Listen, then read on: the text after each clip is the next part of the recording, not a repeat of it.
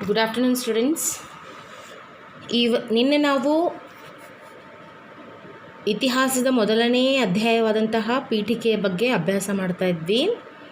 ಅದರಲ್ಲಿ 1.2 ಬಿಟ್ಟಾಗಿದ್ದಂತಹ ಇತಿಹಾಸಕ್ಕೆ ವ್ಯಾಖ್ಯಾನಗಳನ್ನು ನೀಡಿದಂತಹ ಪ್ರಮುಖ ಇತಿಹಾಸಕಾರರ ಬಗ್ಗೆ ಚರ್ಚೆ ಮಾಡ್ತಾ ಇದ್ವಿ.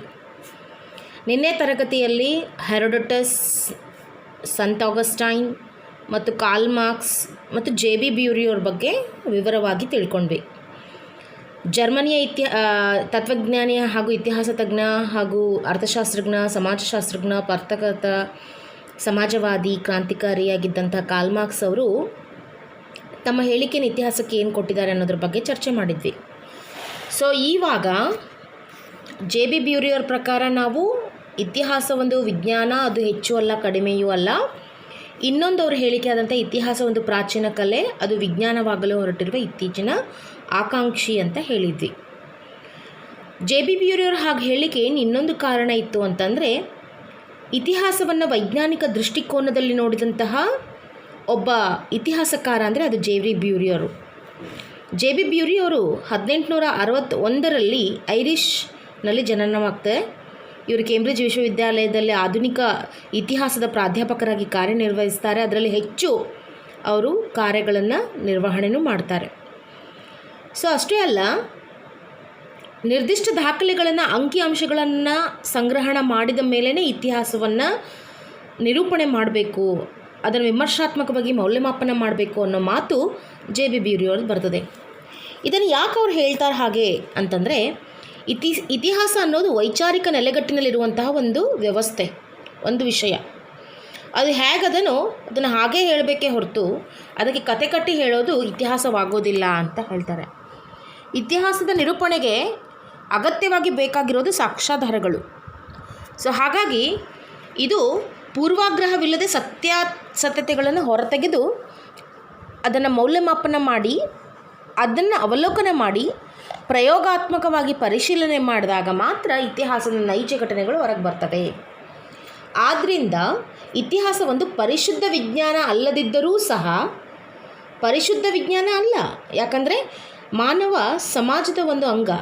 ಹಾಗಾಗಿ ಮಾನವನಿಂದಲೇ ಇತಿಹಾಸದ ರಚನೆ ಆಗಬೇಕು, ಇತಿಹಾಸದ ಕಾಲ ಮತ್ತು ಅದರ ಒಂದು ಪ್ರಕರಣಗಳು ಹೊರಗೆ ಬರಬೇಕು. ಹಾಗಾಗಿ ಇದೊಂದು ಶುದ್ಧ ವಿಜ್ಞಾನ ಅಂತ ಹೇಳಿದಿದ್ರೂ ಸಹ ವಿಜ್ಞಾನಕ್ಕೆ ಸಂಬಂಧಪಟ್ಟ ಕೆಲವು ಅಂಶಗಳನ್ನು ಇದು ಒಳಗೊಂಡಿರೋದ್ರಿಂದ ಅವರು ಈ ಹೇಳಿಕೆಯನ್ನು ಕೊಡ್ತಾರೆ. ಯಾವ ಹೇಳಿಕೆ? ಇತಿಹಾಸ ಒಂದು ಪ್ರಾಚೀನ ಕಲೆ, ವಿಜ್ಞಾನವಾಗಲು ಹೊರಟಿರುವ ಇತ್ತೀಚಿನ ಆಕಾಂಕ್ಷಿ ಅಂತ. ಓಕೆ, ಸೊ ಇಲ್ಲಿ ಅವರು ಹೇಳಿಕೆ ಕೊಡ್ತಾರೆ ಜೆ.ಬಿ. ಬ್ಯೂರಿಯವರು. ಇತಿಹಾಸ ಒಂದು ಪ್ರಾಚೀನ ಕಲೆ ಮತ್ತು ವಿಜ್ಞಾನವಾಗಲು ಹೊರಟಿರುವ ಇತ್ತೀಚಿನ ಆಕಾಂಕ್ಷಿ.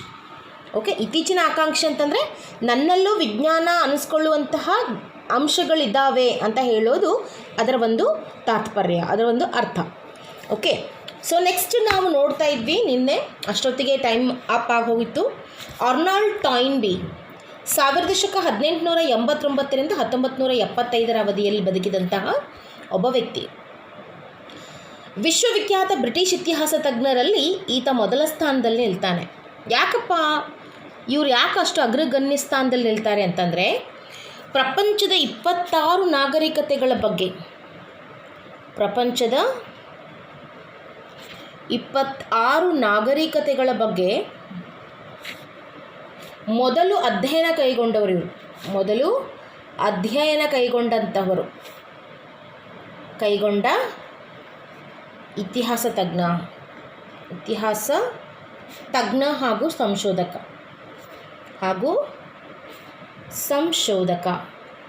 ಓಕೆ, ಇವರು ಬ್ರಿಟಿಷ್ ಇತಿಹಾಸಕಾರ. ಇದನ್ನು ಆಲ್ರೆಡಿ ನಿಮಗಲ್ಲಿ ಬರೆದಿದ್ದೇನೆ. ಲಂಡನ್ ವಿಶ್ವವಿದ್ಯಾಲಯದಲ್ಲಿ ಇತಿಹಾಸದ ಪ್ರಾಧ್ಯಾಪಕರಾಗಿ ಕಾರ್ಯನಿರ್ವಹಿಸಿದವರು. ಓಕೆ, ಕಾರ್ಯನಿರ್ವಹಿಸಿದ್ದಾರೆ.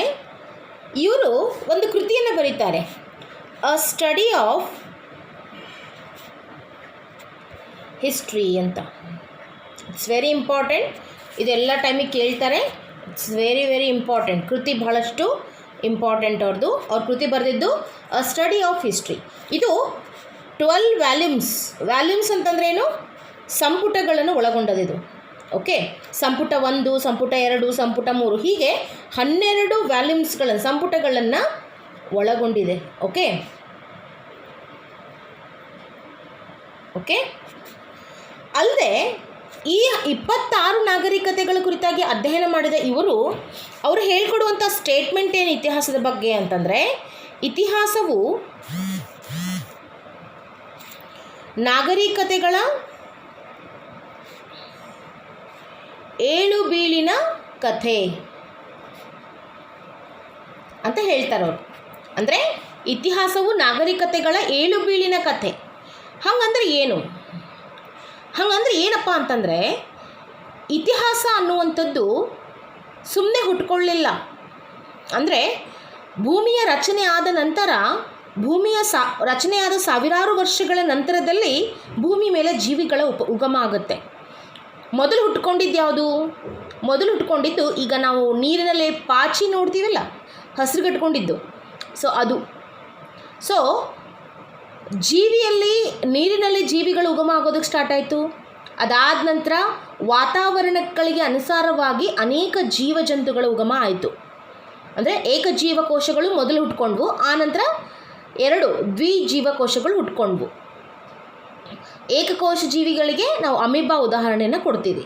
ಓಕೆ, ಹೀಗೆ ಕಾಲಗತಿಸಿದ ಹಾಗೆ ವಾತಾವರಣದಲ್ಲಾಗ್ತಿದ್ದಂಥ ಬದಲಾವಣೆ, ನೀರು, ಗಾಳಿ, ಹೀಗೆ ಅನೇಕ ವ್ಯತ್ಯಾಸಗಳಿಂದಾಗಿ ಮನುಷ್ಯ ಅನ್ನುವಂತಹ ಒಂದು ಪ್ರಾಣಿಯ ಜನನ ಆಯಿತು. ಮೊದಲು ಆತ ಹ್ಯೂಮನ್ ಅನ್ನಿಸ್ಕೊಳ್ಳಿಲ್ಲ, ಮಾನವ ಅನ್ನಿಸ್ಕೊಳ್ಳಿಲ್ಲ. ಮನುಷ್ಯನಿಗೂ ಮಾನವನಿಗೂ ವ್ಯತ್ಯಾಸ ಇದೆ. Okay, man is a social animal ಅಂತ ನಾವು ಕರಿತೀವಿ, ಹೌದಾ? ಮನುಷ್ಯ ಸಮಾಜದ ಜೀವಿ ಅಂತ, ಹೌದಾ? ಮನುಷ್ಯ ಸಮಾಜದ ಜೀವಿ ಆಗಬೇಕಾದ್ರೆ ಅವನು ಮಾನವನಾಗಬೇಕಾದ್ರೆ ಆತನಿಗೆ ಬುದ್ಧಿಶಕ್ತಿ ಇರಬೇಕು. ಆಮೇಲೆ ಸಮಾಜದಲ್ಲಿ ನಡೀತಿರುವಂಥ ವಿಷಯಗಳನ್ನು ಅರಿತುಕೊಳ್ಳುವಂತಹ ಒಂದು ಪ್ರಜ್ಞೆ ಇರಬೇಕು. ಅಂದಾಗ ಆತ ಮನುಷ್ಯನ ಅನ್ನಿಸ್ಕೊಳ್ಳಿಕ್ಕೆ ಅರ್ಹನಾಗ್ತಾನೆ. ಹಾಗಾದರೆ ಮನುಷ್ಯ ಏನು? ಭೂಮಿ ಮೇಲೆ ಮನುಷ್ಯನಾಗಿದ್ದಂತಹ ವ್ಯಕ್ತಿ ಹೆಂಗಿದ್ದ ಅಂತ ಅಂದಾಗ, ಆತ ಈಗ ಮಂಗನಿಂದ ಮಾನವ ಅಂತ ನಾವೇನು ಕರಿತೀವಲ್ಲ, ಹಂಗೆ ಅವನಿಗೆ ಬಾಲ ಇರಲಿಲ್ಲ ಅಷ್ಟೆ. ಅಂದರೆ ಗೋರಿಲ್ಲಾ, ಒರಂಗುಟಾನ್, ಗಿಬ್ಬನ್, ಹೀಗೆ ಅನೇಕ ತಳಿಯ ಮಾನವನ ಸ್ವರೂಪಗಳನ್ನು ಅದು ಒಳಗೊಂಡಿತ್ತು. ಆರಂಭದಲ್ಲಿ 2 ಕೈಗಳು ಮತ್ತು ಕಾಲುಗಳನ್ನು ಊರಿ ಅದು ಒಂದು ಸ್ಥಳದಿಂದ ಇನ್ನೊಂದು ಸ್ಥಳಕ್ಕೆ ಮರಗಳನ್ನು ಹತ್ತೋದು, ಇಳಿಯೋದು, ತನ್ನ ಆಹಾರವನ್ನು ತಾನೇ ಸಂರಕ್ಷಣೆ ಮಾಡ್ಕೊಳ್ಳೋದು, ಹೀಗೆ ಅನೇಕ ಚಟುವಟಿಕೆಗಳಲ್ಲಿ ತೊಡಗಿಸ್ಕೊಂಡಿತ್ತು. ಯಾವಾಗ ಮನುಷ್ಯ ಕಾಲಗತಿಸಿದ ಹಾಗೆ ದ್ವಿಪಾದ ಚಲನೆ ಹಾಗೂ ತನ್ನ ಮೆದುಳಿನಲ್ಲಿರುವ ವಿಕಾಸ, ಆಹಾರ, ಕೃಷಿ ಸಂಗೋಪನೆ, ಕೃಷಿ ಮತ್ತು ಪಶುಸಂಗೋಪನೆ, ಹೀಗೆ ಇತರ ವಿಷಯಗಳಲ್ಲಿ ತನ್ನನ್ನು ತೊಡಗಿಸ್ಕೊಂಡಾಗ ಆತ ನಾಗರಿಕ ಜೀವನಕ್ಕೆ ಕಾಲಿಟ್ಟ.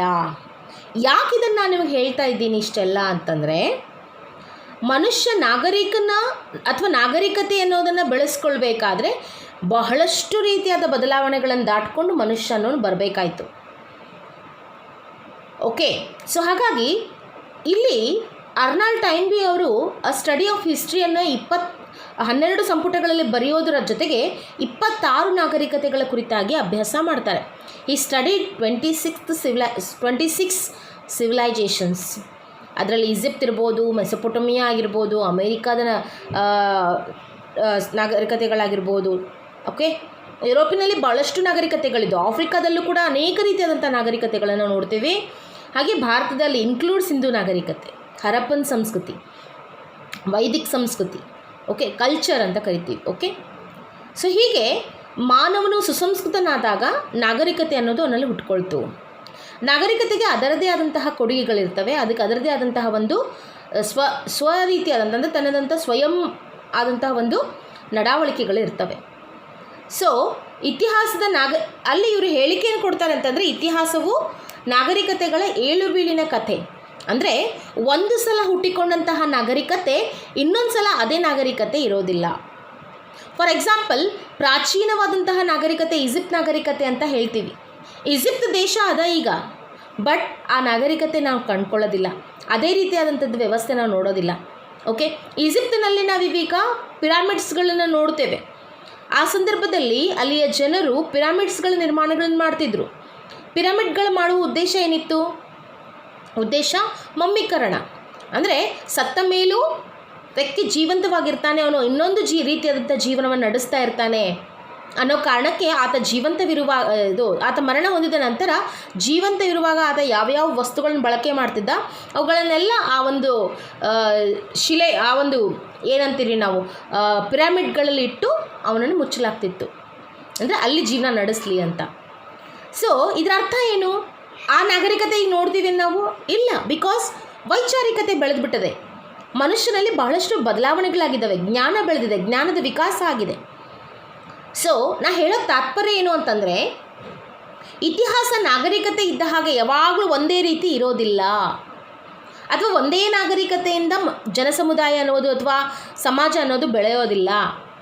ಅದು ಕಾಲಕ್ಕೆ ಅನುಗುಣವಾಗಿ ಬದಲಾಗ್ತಾ ಹೋಗುತ್ತೆ. ಇದನ್ನೇ ಅವರು 7 ಬೀಳಿನ ಕಥೆ ಅಂತ ಹೇಳ್ತಾರೆ. ಅಂದರೆ ಒಂದು ಕಾಲದಲ್ಲಿ ಒಂದು ನಾಗರಿಕತೆ ಬಹಳಷ್ಟು ಉನ್ನತ ಸ್ಥಾನವನ್ನು ಪಡೆದುಕೊಂಡ್ರೆ ಇನ್ನೊಂದು ಕಾಲದಲ್ಲಿ ಅದು ಅವಸಾನದ ಹಂತವನ್ನು ಪಡೆದುಕೊಂಡಿರ್ತದೆ. ನೋಡ್ರಿ, ಪ್ರಕೃತಿಯಲ್ಲಿ ಯಾವುದೇ ಒಂದು ವಸ್ತುವಿರಲಿ, ಯಾವುದೇ ಒಂದು ಸಜೀವ ಅಥವಾ ನಿರ್ಜೀವ ಇರಲಿ, ಅದಕ್ಕೆ ಅಳಿವು ಅನ್ನೋದು ಇದ್ದೇ ಇರ್ತದೆ. ಓಕೆ, ನೋಡ್ರಿ, ಮಷೀನ್ ಇದು ಮನುಷ್ಯನಿಂದ ನಿರ್ಮಿತವಾದಂಥದ್ದು, ಹ್ಯಾಂಡ್ಮೇಡ್ ಇರುವಂಥದ್ದು, ಅದು ಆಗಲೇಬೇಕು. ಜೀವವಿರುವಂತಹ ಪ್ರಾಣಿಗಳು ಕೂಡ ಸಾವಿರಾರು ವರ್ಷಗಳ ಕಾಲ ಬದುಕೋಕ್ಕಾಗಲ್ಲ, ಅದಕ್ಕೆ ನಿರ್ದಿಷ್ಟವಾದಂತಹ ಕಾಲ ಅನ್ನೋದಿರ್ತದೆ. ಹಾಗೇ ನಾಗರಿಕತೆ ಅನ್ನೋದಕ್ಕೂ ಒಂದು ಕಾಲ ಅಂತ ಇದೆ. ನೋಡ್ರಿ, ಭಾರತವನ್ನು ಆಳಿದಂತಹ ಪ್ರಮುಖ ರಾಜಮನೆತನಗಳು ಮೌರ್ಯ ಇದೆ, ಗುಪ್ತ ಇದೆ, ಹರ್ಷವರ್ಧನ ಇದೆ. ಓಕೆ, ಕರ್ನಾಟಕದಲ್ಲಿ ಬಾದಾಮಿ ಚಾಲುಕ್ಯ ಇದೆ, ಹೊಯ್ಸಳ ಇದೆ, ವಿಜಯನಗರ ಇದೆ, ಬೌಮನಿ ಇದೆ, ಸಾಕಷ್ಟು ಇವೆ. ಆದರೆ ಅವುಗಳಿಗೆ ಇವತ್ತಿನ ದಿನದಲ್ಲಿ ಇತಿಹಾಸ ಅಷ್ಟೇ. ಒಂದು ಕಾಲದಲ್ಲಿ ಅವು ಕೊಟ್ಟಂಥ ಕೊಡುಗೆಗಳು ಅಪಾರ, ಇಂದಿಗೂ ಕೂಡ ನಾವು ಅವುಗಳನ್ನು ಸ್ಮರಿಸ್ತೀವಿ ಇತಿಹಾಸದ ರೂಪದಲ್ಲಿ. ಬಟ್ ಅವ್ಯಾವೂ ಕೂಡ ನಾವು ಇವತ್ತು ನೋಡೋಕ್ಕೆ ಸಾಧ್ಯ ಇಲ್ಲ. ಅವುಗಳನ್ನು ತಿಳ್ಕೊಳ್ಬೇಕಾದ್ರೆ ನಾವು ಮತ್ತೆ ಆ ನಾಗರಿಕತೆಗಳ ಬಗ್ಗೆ ಕೂಲಂಕುಷವಾಗಿ ಅಭ್ಯಾಸ ಮಾಡಬೇಕಾಗ್ತದೆ, ಆ ರಾಜಮನೆತನಗಳ ಬಗ್ಗೆ ಅಭ್ಯಾಸ ಮಾಡಬೇಕಾಗ್ತದೆ. ಆವಾಗ ನಮಗೆ ಅದ್ರ ಬಗ್ಗೆ ಅರಿವು ಹುಡ್ತದೆ. ಸೊ ಅರ್ನಾಲ್ಡ್ ಟಾಯ್ನ್ಬೇ ಏನು ಹೇಳ್ತಾರಪ್ಪ ಅಂದರೆ, ನಾಗರಿಕತೆ ಅನ್ನೋ ಒಂದು ಕಾಲದಲ್ಲಿ ಹುಟ್ಟಿ ಅದು ಅವಸಾನ ಹೊಂದಿದೆ, ಬಟ್ ಅದು ಒಂದೇ ರೀತಿಯಾಗಿರೋದಕ್ಕೆ ಸಾಧ್ಯ ಇಲ್ಲ.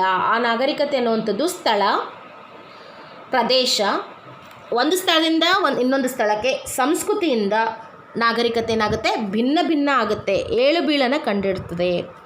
ನಾವು ನೋಡ್ತೀವಿ, ಈಜಿಪ್ಟ್ ನಾಗರಿಕತೆ ಇದ್ದ ಹಾಗೆ ಮೆಸೊಪೊಟಮಿಯ ನಾಗರಿಕತೆ ಇಲ್ಲ, ಮೆಸೊಪೊಟಮಿಯ ನಾಗರಿಕತೆ ಇದ್ದ ಹಾಗೆ ಗ್ರೀಕ್ ನಾಗರಿಕತೆ ಇಲ್ಲ, ಗ್ರೀಕ್ ನಾಗರಿಕತೆ ಇದ್ದ ಹಾಗೆ ರೋಮನ್ ನಾಗರಿಕತೆಗಳಿಲ್ಲ. ಅಂದರೆ ಒಂದೊಂದು ನಾಗರಿಕತೆಗಳಿಗೂ ಅದರದೇ ಆದಂತಹ ಒಂದು ವೈಶಿಷ್ಟ್ಯತೆ ಇರೋದನ್ನು ನಾವು ನೋಡ್ತೇವೆ. ದಟ್ ಮೀನ್ಸ್ ಇದ್ರ ಹೇಳೋ ತಾತ್ಪರ್ಯ ಏನಪ್ಪ ಅಂತಂದರೆ, ನಾಗರಿಕತೆಗಳು ಒಂದೇ ರೀತಿಯಾಗಿ ಎಂದಿಗೂ ಇರೋದಿಲ್ಲ ಅನ್ನುವಂಥದ್ದು. ಇನ್ನೊಂದು, ವ್ಯಕ್ತಿಗಳ ಅಧಿಕಾರ, ವೈಭವ, ಯುದ್ಧ ಕಥೆಯಲ್ಲ ಅದು. ಇತಿಹಾಸ ಮಾನವನಿಗೆ ಕೊಟ್ಟಂಥ ಮಹತ್ವದ ಕೊಡುಗೆ ಅದು. ಓಕೆ, ನಾವು ಯಾವಾಗ ಇತಿಹಾಸಕ್ಕೆ ಪ್ರಾಧಾನ್ಯತೆ ಕೊಡ್ತೀವೋ ಆವಾಗ ನಮ್ಮ ಸಂಸ್ಕೃತಿ ಮೇಲೆ ನಮ್ಗೆ ಗೌರವ ಬರೋದಕ್ಕೆ ಸಾಧ್ಯ ಆಗುತ್ತೆ. ನಮ್ಮ ನಾಡು, ನಮ್ಮ ಸಂಸ್ಕೃತಿಯ ಬಗ್ಗೆ, ಹಿರಿಮೆಗರಿಮೆಗಳ ಬಗ್ಗೆ ನಮಗೆ ಗೌರವ ಮೂಡೋದಕ್ಕೆ ಸಾಧ್ಯ ಆಗುತ್ತೆ. When you are not interest, ನಿಮ್ಮದಿದು ಇತಿಹಾಸದ ಬಗ್ಗೆ ನೀವೇ ಇಂಟ್ರೆಸ್ಟ್ ತೋರಿಸ್ಲಿಲ್ಲ ಅಂತಂದರೆ, ನಿಮ್ಮ ದೇಶದ ಸಂಸ್ಕೃತಿ ಬಗ್ಗೆ ನಿಮ್ಗೆ ಗೌರವ ಇರಲಿಲ್ಲ ಅಂದರೆ ಬೇರೆಯವ್ರ ನಮ್ಮ ಸಂಸ್ಕೃತಿಯನ್ನು ಗೌರವಿಸೋದಿಲ್ಲ. ಓಕೆ, ಇತಿಹಾಸವು ಜ್ಞಾನದ ಭಂಡಾರ ಹಾಗೂ ಸಂಸ್ಕೃತಿ ಮತ್ತು ನಾಗರಿಕತೆಗಳ ಬೆಳವಣಿಗೆಯಲ್ಲಿ ಅವನ ಪಾತ್ರ ಮಹತ್ವದ್ದು ಅಂತ ಅದು ಒತ್ತಿ ಹೇಳುತ್ತೆ.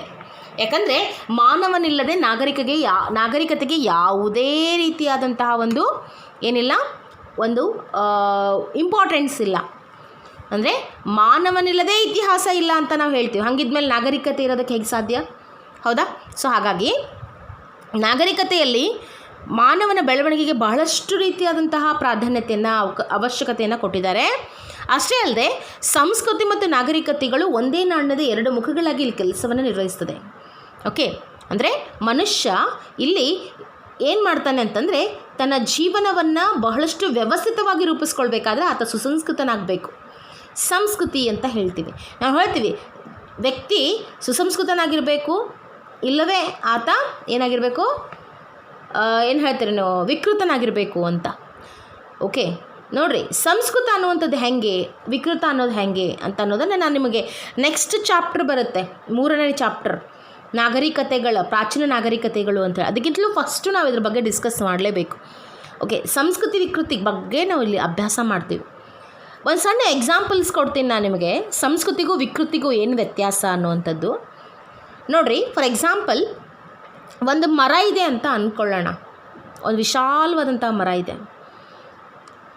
ಆ ಮರದಲ್ಲಿ ಸಾವಿರಾರು ಸಂಖ್ಯೆಯಲ್ಲಿ ಪಕ್ಷಿಗಳು ಏನಾಗವ, ನೆಲವಾಸವಾಗಿದ್ದಾವೆ, ಗೂಡು ಕಟ್ಕೊಂಡಿದ್ದಾವೆ. ಪೊದರಲ್ಲಿ ಹಾವುಗಳು ತನ್ನ ಮನೆಯನ್ನು ಕಟ್ಕೊಂಡಿದೆ. ಹೀಗೆ ಅನೇಕಾನೇಕ ಜೀವಗಳು ಆ ಒಂದು ಇದರಲ್ಲಿ ಆಶ್ರಯವನ್ನು ಪಡೆದುಕೊಂಡಿದೆ ಅಂತ ಅಂದ್ಕೊಳ್ಳೋಣ. ಪ್ರತಿನಿತ್ಯ ಆ ಒಂದು ಸ್ಥಳಕ್ಕೆ ಹೋಗಿ ಅಲ್ಲಿರುವಂತಹ ಜೀವಜಂತುಗಳಿಗೆ ನಾವು ಬೇಕಾದಂಥ ಆಹಾರ ಸಾಮಗ್ರಿಗಳನ್ನು ಒದಗಿಸೋದು ಸಂಸ್ಕೃತಿ. ಅಂದರೆ ನಾನೂ ಬದುಕಲಿ, ಅವುಗಳು ಬದುಕಲಿ ಅನ್ನುವಂಥದ್ದು ಸುಸಂಸ್ಕೃತವಾದಂಥ ಒಂದು ವ್ಯವಸ್ಥೆ. ವಿಕೃತ ಅಂದರೆ ಏನು ನೋಡ್ರಿ, ಸೀದಾ ಸೀಮೆಎಣ್ಣೆ ತಗೊಂಡು ಹೋಗ್ತೀನಿ, ಆ ಗಿಡಕ್ಕೆ ಸೀಮೆಎಣ್ಣೆ ಸುರಿತೀನಿ, ಬೆಂಕಿ ಹಚ್ಚಿಬಿಡ್ತೇನೆ. ಇದು ವಿಕೃತಿ. ಅಂದರೆ ಸಮಾಜವು ವ್ಯವಸ್ಥಿತವಾಗಿ ಬೆಳಿಬೇಕು ಅನ್ನುವಂಥದ್ದು ಸುಸಂಸ್ಕೃತ. ಸಂಸ್ಕೃತ ಅಂದರೆ ಸಂಸ್ಕೃತ ಭಾಷೆ ಅಂತಲ್ಲ, ಅಂದರೆ ವ್ಯಕ್ತಿ ಸರಿಯಾಗಿ ಬಾಳ್ವೆ ಮಾಡೋದಕ್ಕೆ ಸುಸಂಸ್ಕೃತ ಅಂತ ಹೇಳ್ತಾರೆ.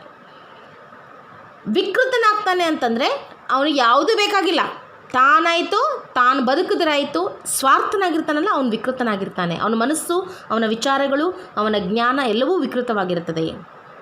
ಇದು ಸಂಸ್ಕೃತ ಮತ್ತು ವಿಕೃತನಿಗಿರುವಂತಹ ವ್ಯತ್ಯಾಸ. ಸೊ ಇಲ್ಲಿ ಅರ್ನಾಲ್ಡ್ ಟೈನ್ಬಿ ಅವರು ಹೇಳುವಂತಹ ಮಾತು ಕೂಡ ಅದೇ. ಏನಂತಂದರೆ, ಇತಿಹಾಸವು ನಾಗರಿಕತೆಗಳ ಏಳು ಬೀಳಿನ ಕಥೆ ಆಗೋದಕ್ಕೆ ಏನು ಕಾರಣ ಅಂತಂದರೆ, ಪ್ರತಿ ನಾಗರಿಕತೆಗಳು ತಮ್ಮ ಸಂಸ್ಕೃತಿಯನ್ನು ಬೆಳೆಸ್ಕೊಂಡು ಬಂದರು. ನಿಜ, ಆ ನಾಗರಿಕತೆಗಳು ಇವತ್ತು ನಾವು ನೋಡೋದಿಲ್ಲ, ಆ ನಾಗರಿಕತೆ ಕಾಲದ ಜನರನ್ನು ನಾವು ಇವತ್ತು ನೋಡೋದಿಲ್ಲ. ಓಕೆ, ಆ ನಾಗರಿಕ ಕಾಲಕ್ಕೆ ಸಂಬಂಧಪಟ್ಟ ಒಂದು ವ್ಯವಸ್ಥಿತವಾದ ಅಂಶನ ಇವತ್ತು ನೋಡೋದಿಲ್ಲ. ಬಟ್ ಆ ಕಾಲದಲ್ಲಿ ನಿರ್ಮಾಣಗೊಂಡಂತಹ ಅಂಶಗಳನ್ನು ನಾವು ನೋಡ್ತೀವ. ಅವ್ರು ಏನು ನಮ್ಮ ಸಮಾಜಕ್ಕೆ ಏನು ಕೊಡುಗೆಯಾಗಿ ಬಿಟ್ಟು ಹೋಗಿದ್ರು ಅವುಗಳನ್ನ ನಾವು ನೋಡ್ತಾ ಇದ್ದೀವ. ಸಿಂಧು ನಾಗರಿಕತೆ ನಗರ ಯೋಜನೆಯನ್ನು ಬಿಟ್ಟು ಹೋಯಿತು. ಮೆಸೊಪೊಟಮಿಯನ್ ನಾಗರಿಕತೆ ಬರೆಯುವಂತಹ ಒಂದು ಶೈಲಿಯನ್ನು ಬಿಟ್ಟುಕೊಂಡು ಹೋಯಿತು. ಚೀನಾ ನಾಗರಿಕತೆ ಪಿಂಗಾಣಿ ಸಾಮಾನುಗಳನ್ನು, ಗಾಜಿನ ತಯಾರಿಕೆಯನ್ನು, ಆಮೇಲೆ ಗಡಿಯಾರದ ಲೋಲಕಗಳನ್ನು ಹೆಂಗೆ ತಯಾರು ಮಾಡಬೇಕು, ಆಮೇಲೆ ಪಂಚಾಂಗ, ಇವೆ ಸೌರಮಾನ, ಇವೆಲ್ಲವೂ ಕೂಡ ನಾವು ಚೀನಾ ನಾಗರಿಕತೆಯಿಂದ ಕಲ್ತ್ವಿ. ಓಕೆ, ಈಜಿಪ್ಟ್ ನಾಗರಿಕತೆಯಿಂದ ನಾವು ಪಿರಮಿಡ್ಗಳ ನಿರ್ಮಾಣ ಗೊತ್ತಾಯಿತು. ಸೊ ಹೀಗೆ ಅಂದರೆ ಮುಂದೆ ತಾವು ಇರ್ತೀವೋ ಇಲ್ವೋ ಗೊತ್ತಿಲ್ಲ ಅವರಿಗೆ, ಬಟ್ ಮುಂದಿನ ಪೀಳಿಗೆಗೆ ಒಂದಲ್ಲ ಒಂದು ರೀತಿಯಾದಂಥ ಕೊಡುಗೆ ಕೊಟ್ಟಿದ್ದು ಒಂದು ವ್ಯವಸ್ಥಿತವಾದಂಥ ಅಂಶ ಅಂತ ನಾವಿಲ್ಲಿ ತಿಳ್ಕೊಳ್ಬೇಕು. ಸೊ ನೆಕ್ಸ್ಟ್ ಪಾಯಿಂಟ್ ನಾವಿಲ್ಲಿ ನೋಡ್ತೀವಿ, Jawaharlal Nehru. It's very very important. His person, ಭಾರತದ ಮೊಟ್ಟ ಮೊದಲ ಪ್ರಧಾನಿಯಾದವರು ಇವರು. 6ನೇ ಒಬ್ಬ ಇತಿಹಾಸ ತಜ್ಞ ಜವಾಹರ್ಲಾಲ್ ನೆಹರು. ಓಕೆ, ಜವಾಹರ್ಲಾಲ್ ನೆಹರು 1889 to 1964 ಇವರು ಭಾರತದ ಮೊದಲ ಪ್ರಧಾನಿಯಾದವರು. ಇವರು ಭಾರತದ ಮೊದಲ ಪ್ರಧಾನಮಂತ್ರಿ ಯಾಗಿದ್ದವರು. ಓಕೆ, ಇವರು ಭಾರತಕ್ಕೆ ಕೊಟ್ಟಂಥ ಕೊಡುಗೆ ಅಪಾರ. ಅಲಿಪ್ತ ನೀತಿ ಲಾಸ್ಟ್ ಚಾಪ್ಟರ್ನಲ್ಲಿ ಇದನ್ನು ಅಭ್ಯಾಸ ಮಾಡ್ತೀರಿ ನೆಹರೂಜಿಯವ್ರ ಬಗ್ಗೆ. ಸೊ ನೆಹರೂಜಿಯವರನ್ನು ಮಕ್ಕಳ ಪ್ರಿಯ ವ್ಯಕ್ತಿ ಅಂತಲೂ ಕೂಡ ಹೇಳಲಾಗುತ್ತೆ. ಹಾಗಾಗಿ ಇವರು ತಮ್ಮ ಹುಟ್ಟುಹಬ್ಬವನ್ನು ಮಕ್ಕಳ ದಿನಾಚರಣೆಯನ್ನಾಗಿ ನವೆಂಬರ್ 14ರಂದು ಆಚರಣೆ ಮಾಡ್ಕೊಳ್ತಾರೆ. ಸೊ ನೆಹರು ಇತಿಹಾಸದ ಬಗ್ಗೆಯೂ ಕೂಡ ಅತೀವವಾದಂತಹ, ಇತಿಹಾಸದಲ್ಲಿ ಬಹಳಷ್ಟು ಆಸಕ್ತಿಯನ್ನು ಹೊಂದಿದಂತಹ ವ್ಯಕ್ತಿಯಾಗಿದ್ದರು ಇವರು. ಆಸಕ್ತಿ ಹೊಂದಿದ್ದರು. ಓಕೆ, ಅದಕ್ಕಾಗಿ ಇವರು 2 ಕೃತಿಗಳನ್ನು ಬರೀತಾರೆ. It's very very important. ಭಾಳಷ್ಟು ಸಲ ಕಾಂಪಿಟೇಟಿವ್ ಎಕ್ಸಾಮ್ಸಿಗೂ ಬಂದಿದೆ. ಇವರು ಬರೆದಿರುವಂತಹ Discovery of India,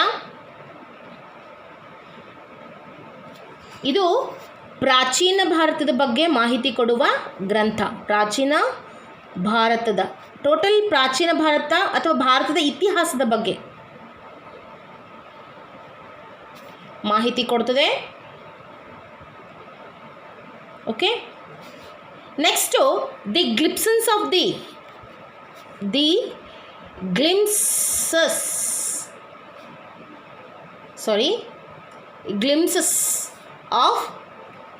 world history.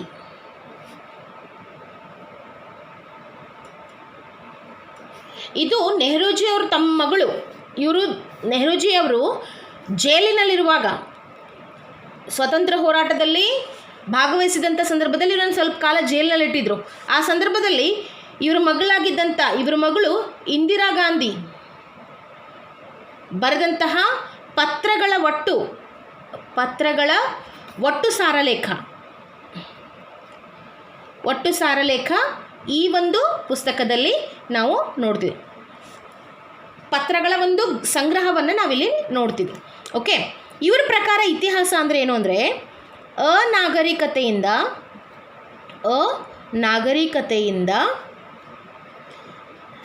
ನಾಗರಿಕತೆಯೆಡೆಗೆ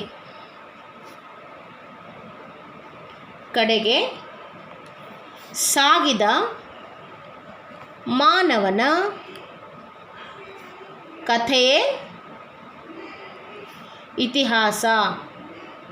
okay, ಏನು ಅನಾಗರಿಕತೆಯಿಂದ ನಾಗರಿಕತೆಯೆಡೆಗೆ ಸಾಗಿದ ಮಾನವನ ಕಥೆ ಇತಿಹಾಸ ಅಂತಂದರೆ, ನೋಡ್ರಿ, ನಾನು ನಿಮ್ಗೆ ಮೊದಲೇ ಹೇಳಿದೆ, ಭೂಮಿ ಹುಟ್ಟಿ ಬಹಳಷ್ಟು ವರ್ಷಗಳ ನಂತರದಲ್ಲಿ ಜೀವಿಗಳ ಉಗಮ ಆಯಿತು. ಹುಟ್ಟಿದಾಗ ಮನುಷ್ಯ ಈಗಿನ ಥರ ಇರಲಿಲ್ಲವ. ಕನಿಷ್ಠ ಪಕ್ಷ ಬಟ್ಟೆ ತೊಡಬೇಕನ್ನುವಂತಹ ವಿಚಾರನೂ ಕೂಡ ಅವನಿಗಿರಲಿಲ್ಲ. ಅಷ್ಟು ಅನಾಗರಿಕನಾಗಿದ್ದ ಅವನು. ಅಂದರೆ ಮೈ ಮೇಲೆ ಬಟ್ಟೆಗಳಿಲ್ಲದೆ ಊಟ ಏನು ಮಾಡಬೇಕು ಅನ್ನೋದು ಕೂಡ ಅವನಿಗೆ ಗೊತ್ತಿರಲಿಲ್ಲ. ಹಸಿ ಮಾಂಸ, ಗೆಡ್ಡೆ ಗೆಣಸುಗಳನ್ನು, ರಾ ಫುಡ್ಸ್ಗಳನ್ನು ತಿಂತಿದ್ದ ಆತ. ಹ್ಯಾಂಗೆ ಸಿಕ್ತಿತ್ತು ಅದನ್ನು ತೊಳಿತಾನೂ ಇರಲಿಲ್ಲ.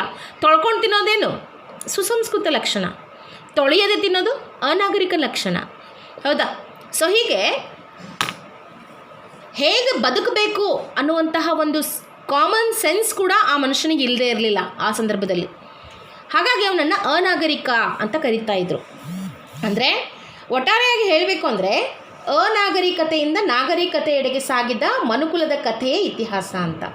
ಅಂದರೆ ಮನುಷ್ಯ ಹ್ಯಾಂಗಿದ್ದ ಮೊದಲು ಅಲ್ಲಿಂದ ಹಿಡ್ಕೊಂಡು ಇಲ್ಲಿಯವರೆಗೂ ಟಿಲ್ ಡೇಟ್ ಇವತ್ತಿನವರೆಗೂ ಎಷ್ಟು ಬದಲಾವಣೆಗಳಾಗವಲ್ಲ ಅದೆಲ್ಲವೂ ಇತಿಹಾಸವೇ ಅಂತ ಹೇಳ್ತಾರೆ. It is very simple meaning of history.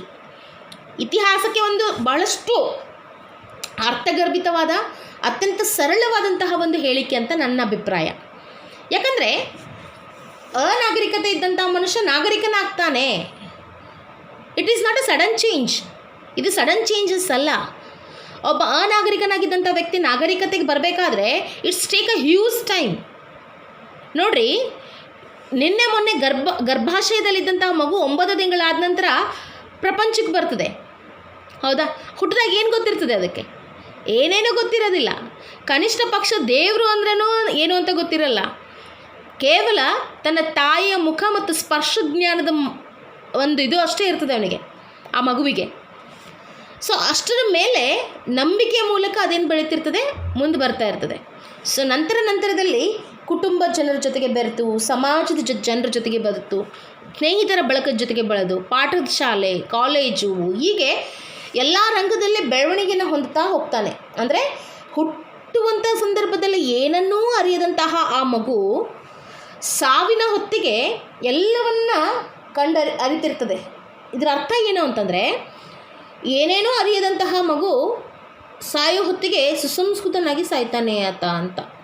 Okay, ಅಂದರೆ ಎಲ್ಲವನ್ನ ತಿಳ್ಕೊಳ್ತಾನೆ. ಪ್ರಕೃತಿ ಬಗ್ಗೆ, ಮಾನವನ ಬಗ್ಗೆ, ಮನುಷ್ಯನ ಬಗ್ಗೆ, ತನ್ನ ಸುತ್ತಮುತ್ತಲಿನ ಪರಿಸರದ ಬಗ್ಗೆ, ಎಲ್ಲದರ ಬಗ್ಗೆ ಅರಿವಿರ್ತದೆ ಅವನಿಗೆ. ಓಕೆ, ಸೊ ಹಾಗಾಗಿ ಅನಾಗರಿಕತೆಯಿಂದ ನಾಗರಿಕತೆಯೆಡೆಗೆ ಸಾಗಿದ ಮನುಕುಲದ ಕಥೆಯೇ ಇತಿಹಾಸ ಅಂತ ನೆಹರೂಜಿಯವರು ಹೇಳಿದ್ದು ಬಹಳಷ್ಟು ಅರ್ಥಗರ್ಭಿತ ಹಾಗೂ ಬಹಳಷ್ಟು ಸುರಳಿತ ಅಂತಲೂ ಕೂಡ ನಾನು ಹೇಳಬಹುದು. ಓಕೆ, ನೆಹರು ಅವರು ಇಲ್ಲೇ ಹೇಳುವಂಥ ತಾತ್ಪರ್ಯ ಏನದಪ್ಪ ಅಂದರೆ, ಯುಗಗಳಲ್ಲಿ ಮಾನವನು ಪ್ರತಿ ಹಂತದಲ್ಲಿ ಪ್ರಗತಿ ಹೊಂದಲು ಸಂಘರ್ಷ ಮಾಡ್ತಾನೆ. ನಾನು ನಿಮಗೆ ಮೊದಲು ಹೇಳಿದ್ದೆ. ಈ ನೋಡ್ರಿ, ಭಾರತದಲ್ಲಿ ನಿಮ್ಗೆ ಒಂದು ಬೆಸ್ಟ್ ಉದಾಹರಣೆ ಕೊಡಬೇಕು ಅನ್ನೋದು, ಸಿಂಧೂ ನಾಗರಿಕತೆ ಭಾರತದಲ್ಲಿ 5000 ವರ್ಷಗಳ ಹಿಂದೆ 5000 ವರ್ಷಗಳ ಹಿಂದೆ ನಮ್ಮ ದೇಶದಲ್ಲಿ ಸಿಂಧೂ ನಾಗರಿಕತೆ ಅನ್ನೋದಿತ್ತು. ಅದಾದಮೇಲೆ 2500ರಲ್ಲಿ ಭಾರತಕ್ಕೆ ಏನಾಗುತ್ತೆ ಅಂತಂದರೆ, ವೈದಿಕ ಸಂಸ್ಕೃತಿಯ ಅವಿಭಾಜ್ಯ ಅಂಗವಾಗಿದ್ದ ಆರ್ಯರು ಭಾರತದ ಮೇಲೆ ದಾಳಿ ಮಾಡ್ತಾರೆ. ಅಲ್ಲಿ ಸಿಂಧೂ ನಾಗರಿಕತೆ ಜನರಿಗೂ ಮತ್ತು ಆರ್ಯರ ನಡುವೆ ಸಂಘರ್ಷಗಳು ಏರ್ಪಡ್ತವೆ. ಅಲ್ಲೇನಾಗುತ್ತೆ ಅಂದರೆ, ತಮ್ಮ ಉಳಿವಿಗಾಗಿ, ತಮ್ಮ ನಾಗರಿಕತೆಯ ರಕ್ಷಣೆಗಾಗಿ ಏನು ಮಾಡಿದ್ರು ಅವರು, ಆರ್ಯರ ಜೊತೆ ಹೋರಾಟ ಮಾಡಲೇಬೇಕಾಯಿತು. ಫಾರ್ ಎಕ್ಸಾಂಪಲ್, ಇಬ್ಬರು ರಾಜ ಇದ್ದಾರೆ ಅಂತ ಅಂದ್ಕೊಳ್ಳೋಣ. ಒಬ್ಬ ರಾಜ ಪ್ರಬಲನಾಗಿರ್ತಾನೆ, ಪ್ರಬಲನಾಗಿದ್ದ ಮಟ್ಟಿಗೆ ಇನ್ನೊಬ್ಬ ರಾಜ ಅಪ್ಪ ನಾನು ಚಲೋ ನಾನು ಪ್ರಬಲನಾಗಿಲ್ಲ ಹಾಗಾಗಿ ನನ್ನ ರಾಜ್ಯನೇ ತಗೋ ಅಂತ ಅನ್ನಂಗಿಲ್ಲವ. ಎಷ್ಟೇ ಕಷ್ಟ ಆಗಲಿ ತನ್ನ ಸಾಮರ್ಥ್ಯ ಎಲ್ಲವನ್ನು ಒಟ್ಟುಗೂಡಿಸಿ ಆ ಸಮರ್ಥ ರಾಜನ ಜೊತೆಗೆ ಹೋರಾಡುವ ಪ್ರಯತ್ನವನ್ನು ಮಾಡ್ತಾನೆ. ಅಂದರೆ ತನ್ನ ರಾಜ್ಯದ ಉಳಿವಿಗಾಗಿ ತನ್ನ ಪ್ರಜೆಗಳ ರಕ್ಷಣೆಗಾಗಿ ಆತ ಸಂಘರ್ಷ ಮಾಡಲೇಬೇಕಾಗುತ್ತೆ. ಸೊ ಯುಗ ಯುಗಗಳಿಂದ ಮಾನವನು ಪ್ರತಿ ಹಂತದಲ್ಲಿ ಏನು ಮಾಡ್ತಿದ್ದಾನೆ? ಸಂಘರ್ಷ ಮಾಡ್ತಾ ಇದ್ದಾನೆ, ಒಂದಲ್ಲ ಒಂದು ರೀತಿಯಿಂದ. ಈ ನೀವು ಕೂಡ ಸಂಘರ್ಷ ಮಾಡ್ತಾ ಇದ್ದೀವಿ. ವಿದ್ಯಾರ್ಥಿ ಆದವನು ಪರೀಕ್ಷೆಗಳ ಜೊತೆಗೆ ಸಂಘರ್ಷ ಮಾಡ್ತಾನೆ. ಓಕೆ, ಒಬ್ಬ ಯಾರು ಉದ್ಯೋಗಸ್ಥನಾಗಿದ್ದರೆ ಅವನು ಪ್ರತಿನಿತ್ಯ ನೌಕರಿಗಾಗಿ ಸಂಘರ್ಷ ಮಾಡ್ತಾ ಇರ್ತಾನೆ, ನಿರುದ್ಯೋಗಿ ನೌಕರಿಗಾಗಿ ಸಂಘರ್ಷ ಮಾಡ್ತಿರ್ತಾನೆ. ಹೀಗೆ ಪ್ರತಿಯೊಂದು ಹಂತದಲ್ಲಿ ಒಬ್ಬ ವ್ಯಕ್ತಿ ತನ್ನ ಒಂದು ಜೀವನದ ಜೊತೆಗೆ, ತನ್ನ ವಿಚಾರಗಳ ಜೊತೆಗೆ, ತನ್ನ ಒಂದು ಕುಟುಂಬದ ಜೊತೆಗೆ, ತನ್ನ ಪರಿಸರದ ಜೊತೆಗೆ ಸಂಘರ್ಷದಲ್ಲಿ ತೊಡಗಿರ್ತಾನೆ. ಮೇಲ್ನೋಟಕ್ಕೆ ಅದು ಕಾಣಿಸದೇ ಇರಬಹುದು, ಬಟ್ ಒಳನೋಟದಲ್ಲಿ ಅದು ಸಂಘರ್ಷದಲ್ಲೇ ಇರ್ತದೆ. ಹಾಗಾಗಿ ಸಂಘರ್ಷ ಹಾಗೂ ಸಾಮರಸ್ಯಗಳೆರಡೂ ಸಹಾಯ ಮಾಡಿವೆ. ಈ ಅಂಶಗಳಲ್ಲಿ 4000 ವರ್ಷಗಳಿಗೂ ಹೆಚ್ಚಿನ ಮಾನವನ ಇತಿಹಾಸದ ಹಿನ್ನೆಲೆಯನ್ನು ನಾವಿಲ್ಲಿ ಖಚಿತಪಡಿಸ್ಕೊಳ್ಬೋದು. ಮಾನವನ ಇತಿಹಾಸವನ್ನು ನಾವು ನೋಡ್ತಾ ಬಂದಾಗ ಆತ ಎಷ್ಟು ಕಷ್ಟಪಟ್ಟಿದ್ದಾನೆ, ಎಷ್ಟು ಸಂಘರ್ಷ ಮಾಡಿದ್ದಾನೆ, ಹೋರಾಟ ಮಾಡಿದ್ದಾನೆ ಅನ್ನೋದು ನಾವಿಲ್ಲಿ ತಿಳ್ಕೊಬಹುದು. ಓಕೆ, ಈಗ ನಮ್ಮದು ಇತಿಹಾಸ ಅಂದರೆ ಏನು ಅಂತ ತಿಳ್ಕೊಳ್ಳುವಂತಹ ಒಂದು ತಾತ್ಪರ್ಯ ಪ್ರಾರಂಭ ಆಗಿದೆ. ಓಕೆ, ಅದು ನಮ್ಗೆ ಓದ್ತಾ ಹೋದ ಹಾಗೆ ನಮಗೆ ಗೊತ್ತಾಗ್ತದೆ ಮನುಷ್ಯ ಎಂತಹ ಸಂಘರ್ಷಗಳನ್ನು ಮಾಡ್ದ ಅನ್ನೋವಂಥ. ಸಂಘರ್ಷ ಮೀನ್ಸ್ ತನ್ನ ಉಳಿವಿಕೆಗಾಗಿ, ತನ್ನನ್ನು ತಾನು ಕಾಪಾಡೋಕ್ಕಾಗಿ, ತನ್ನ ಸಮಾಜ, ತನ್ನ ಸಮುದಾಯದ, ಕುಟುಂಬದ ರಕ್ಷಣೆಗಾಗಿ ಆತ ಎಂಥ ಸಂಘರ್ಷಗಳನ್ನು ಮಾಡ್ದ. ಸಂಘರ್ಷ ಅಂದರೆ ಯುದ್ಧನೇ ಅಂತಲ್ಲ. ಓಕೆ, ಯುದ್ಧನೇ ಅಂತಲ್ಲ, ಪ್ರತಿಯೊಂದು ಉಳಿವಿಕೆಗಾಗಿ ತಾನು ಮಾಡೋದು ಯುದ್ಧ ಅಂದರೂ ಕೂಡ ಏನೂ ತಪ್ಪಿಲ್ಲ. ಓಕೆ, ಸಂಘರ್ಷ ಅನ್ನುವಂಥದ್ದು ಒಂದು ಸಣ್ಣ ವಿಚಾರದಿಂದ ಹಿಡ್ಕೊಂಡು ಬೃಹತ್ ವಿಚಾರದವರೆಗೂ ಇರ್ತದೆ. ಓಕೆ, ಫಾರ್ ಎಕ್ಸಾಂಪಲ್ ಒಬ್ಬ ವ್ಯಕ್ತಿ ಯಾವಾಗಲೂ ಫೇಲ್ ಆಗ್ತಾ ಇರ್ತಾನೆ ಅಂತ ಅಂದ್ಕೊಳ್ರಿ. ತನ್ನ ಸುತ್ತಮುತ್ತಲಿನ ಸ್ನೇಹಿತರು ಮುಂದಿನ ತರಗತಿಗಳಿಗೆ ಹೋಗ್ತಾ ಇರ್ತಾರೆ. ಆ ಮುಂದಿನ ತರಗತಿಗೆ ಹೋಗ್ತಿರುವಂತಹ ಒಂದು ವಿದ್ಯಾರ್ಥಿಗಳನ್ನು ನೋಡಿದಂಥ ಈ ಫೇಲ್ ಆಗ್ತಿದ್ದಂಥ ವಿದ್ಯಾರ್ಥಿ ಏನು ಮಾಡ್ತಿರ್ತಾನೆ? ಮನಸ್ಸಿನಲ್ಲೇ ಸಂಘರ್ಷ ಮಾಡ್ತಿರ್ತಾನೆ. ಯಾಕಪ್ಪ ನಂಗೆ ಓದೋ ತಲೆ ಹತ್ತಾ ಇಲ್ಲ, ನಾನು ಕೂಡ ಮುಂದಿನ ತರಗತಿಗೆ ಹೋಗಬೇಕು, ನಾನು ಈ ಸರಿ ಚೆನ್ನಾಗಿ ಓದಬೇಕು, ನಾನು ಚೆನ್ನಾಗಿ ಮಾಡಬೇಕು, ನಾನು ಚೆನ್ನಾಗಿ ಓದಿದ್ರೆ ನಂಗೆ ಮಾರ್ಕ್ಸ್ ಸಿಗ್ತವೆ. ಈ ರೀತಿ ಅಂದರೆ ಆಂತರಿಕ ತುಮುಲತೆಗಳು, ಸಂಘರ್ಷಗಳು ಇವು ಮನುಷ್ಯನ ಮೇಲಕ್ಕೆ ಬರೋದಕ್ಕೆ ಏನು ಮಾಡ್ತವೆ? ಅವಕಾಶಗಳನ್ನು ಕಲ್ಪಿಸ್ಕೊಡ್ತವೆ.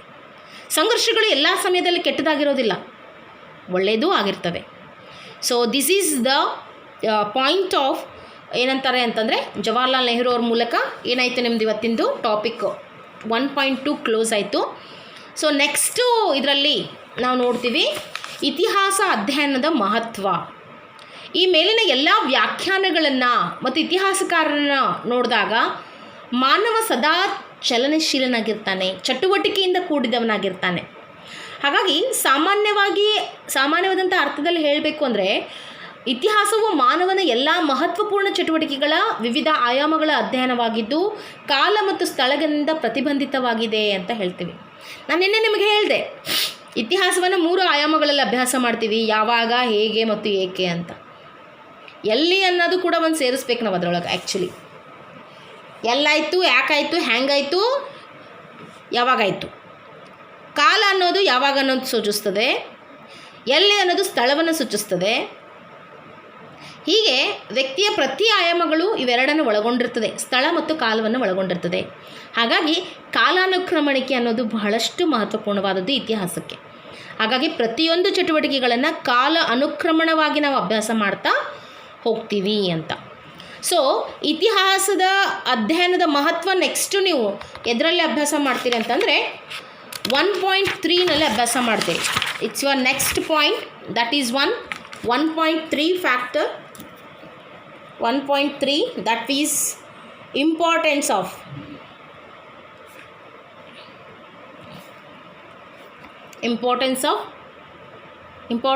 the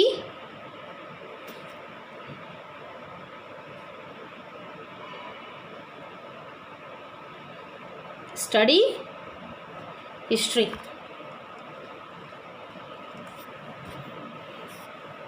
ಇತಿಹಾಸ